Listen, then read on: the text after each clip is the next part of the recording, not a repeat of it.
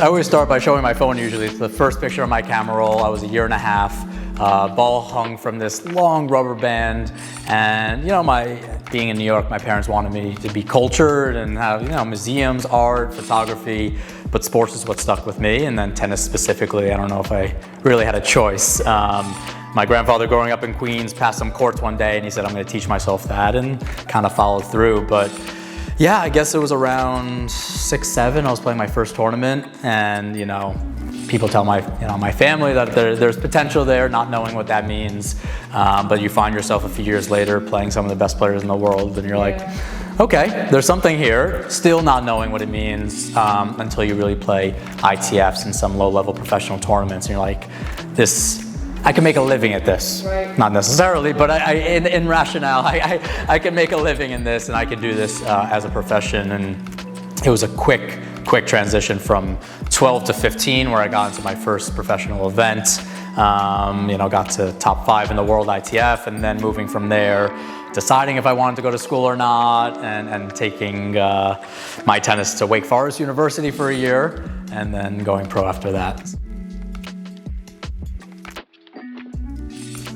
As much as I was confident in myself kind of throughout my junior career and then collegiate, where I only lost a few matches, I'll break out in a cold sweat if I keep thinking about the finals of NCAAs, serving for the match at that, and giving up the chance to play the US Open that year. But yeah, I thought I conquered college tennis. I didn't win the NCAAs, but as a freshman, only lost a few matches. And my coach, the team around me was always like, hey, make sure that you don't think you're better than you are. Make sure you go through each division, each age group, and say, hey, I've conquered this. And a lot of players right now are saying, hey, I could just go pro. I don't know, we'll see what it's like. And for me, it's always been, let me see if I'm better. There's a lot of good players out there, and there's another level. Despite my coach truly wanted me to stay, I wanted to see what professional tennis was like. I was kind of the first to get that 1 year out ruling, so now I can go back, and for both my parents, but my mom is a teacher, that made her very comfortable knowing that I can go back and finish my degree out. As much as I look back on it, I had a really good first year out of school.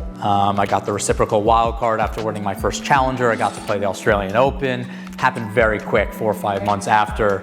But I almost regret not going back for a couple of years and having a few extra, because tennis is a long journey, and I almost wish I had more of that team atmosphere.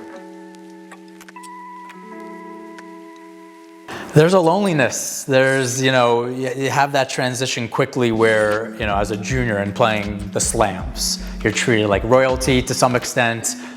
With NCAAs, you're part of the team, you're all doing it together. So even if you're, in the slum somewhere, you're with the team, it's okay. But professional tennis, you go there to play a future, and you look around and you're like, oh wow, nobody cares about you.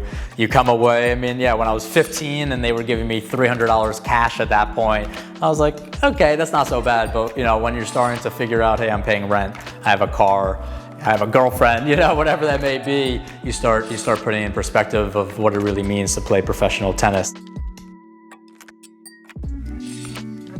Yeah, I always talk about how I think there should be more player outreach, saying like, hey, I've been through this before, this is what actually happens, it might look like this, but this is how you'll actually feel. And, I remember falling at the ATP tournament in Houston, and it was so anticlimactic. I fell, I broke my wrist, my scaphoid, and then it was like kind of done. I'm home, I'm like, I don't know what to do. I have to pay for my own doctors. The insurance was okay. I was still under my mom's insurance, so it was okay at the time. And looking, and like, I didn't really have the team around me. I was trying, but I was paying out of pocket, not really understanding. I was okay with money, but not really understanding that has to last me another year while paying expenses and nothing coming in. So it was a journey. And to do that 2 times in my career for a few months at a time, and not really understanding, again, how the protected works and how much time I should take off or needed to take off, and who were going to help me out or not going to help me out, and what that looked like. And then also losing my identity in the process, and the mental toll that took on me, and led to Behind the Racquet in one way, shape, or form. So can't hate it, but yeah, it was exhausting. Yeah, tremendous disconnect. I remember I did CBS Sunday Morning Special, and that was one of the first where I just laid it out of how much money I make, where's the money going, what it looks like for being 125 in the world. And my parents were getting calls, almost apology calls, thinking that I was supporting them and I had millions of dollars in my bank account. And now seeing the show and really understanding that I wasn't flying private, I didn't have the Lamborghini they all thought I did, and to be where I was. So I think beyond the lifestyle, the financial aspects, all of it kind of comes together. And now obviously in the past year, mental health has been a fad, so these conversations have really been out there. But the fans had no idea. I mean, especially, the US is tough. It's not the main market for tennis necessarily.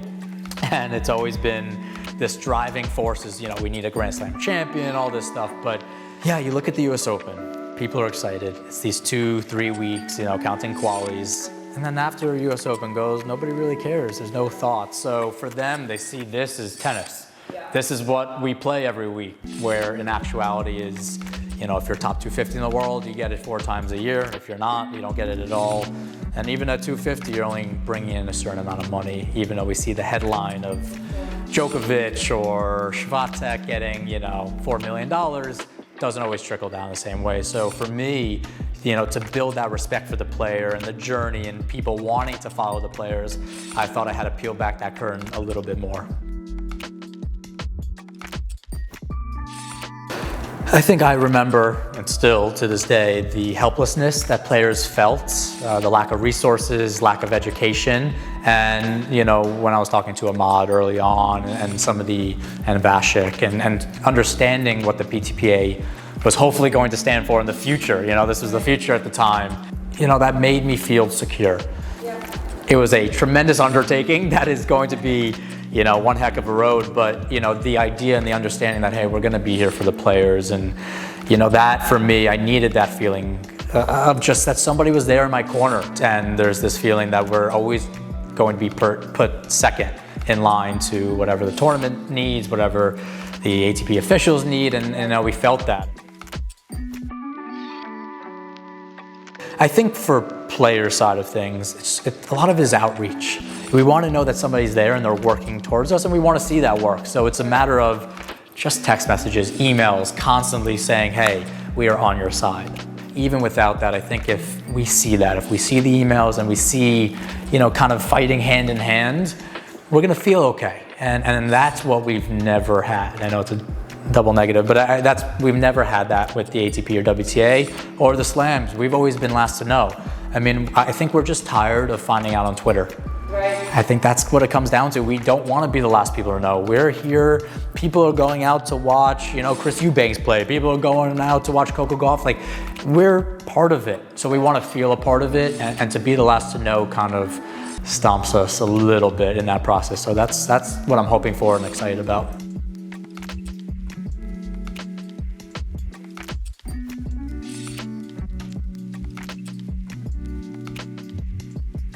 I think in the beginning, so I took some time off from tennis and a few people said, hey, you gotta check this out. I knew about it, I didn't know just at the scale that it was at already. But once I saw it on the recreational side, I was like, this is amazing.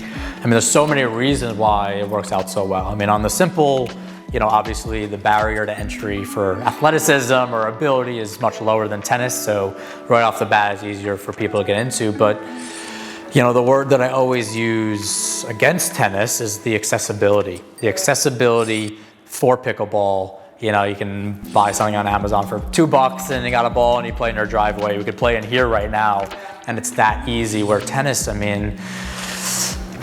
the entitlement, and I think the word that always comes to mind is exclusivity. We always try to be exclusive in tennis, and for me, let golf do that. Golf is that country club sport that they're going to be exclusive, and again, they're even finding out through the waste management tournament. There's ways that we can kind of change this, and people are reacting well to it. So when I've spoken about tennis and what the changes I wanted to see, it's fan engagement.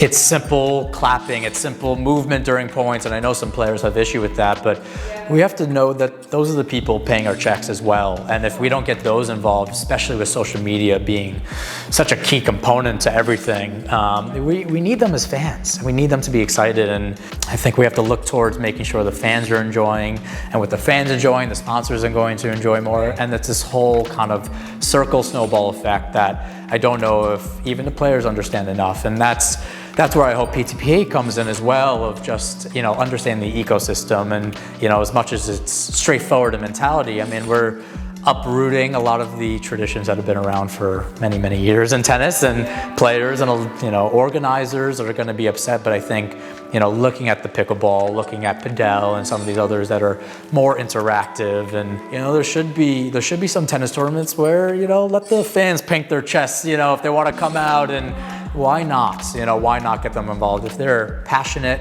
especially like the US Open, the finance guys are having fun, they're looking for their honey deuces, they're stacking the cups up to the top. Don't shield that. Let them enjoy that, because as much as you think they're always going to come back, they may not bring their kids, and we're not getting new fans into the sport. It's exhausting just to think about. Yeah, for me personally, I didn't want to have any regrets. I felt like I didn't capitalize on my potential. And, if I come out next year and, I don't get to where I want to, at least I can put my head in the pillow, understanding that I did whatever I could. But I am gunning for that top 50 in the world. It's always been a dream of mine. So we'll see what I can do. And on the Behind the Racquet side, we have some very exciting events taking place this week.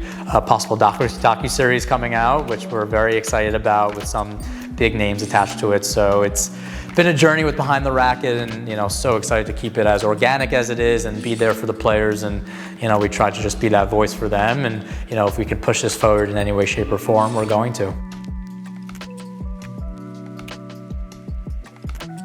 Ironically, it was at the height of my tennis career. I reached 125 in the world.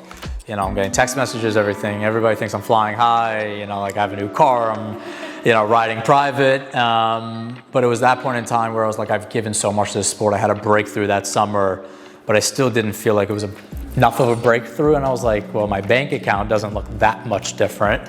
I know what I have to pay for. I was a little bit smarter, so I understood what I had to pay for the next year. I was kind of playing the same events, and I was just tired. And I thought I wanted something more tangible, whether it was money, whether it was financial, or just a trophy. I felt like I just didn't have that trophy to hold on to, or nobody like patted me on the back. So it was that point in time where I really started sitting down with my own emotions and be like, hey, you're in a dark place. It's okay, but this is where you're at. Let's be rational about it. Let's look for help. And then it was a few months later where I was like, there's no way I'm the only person going through this. There has to be others.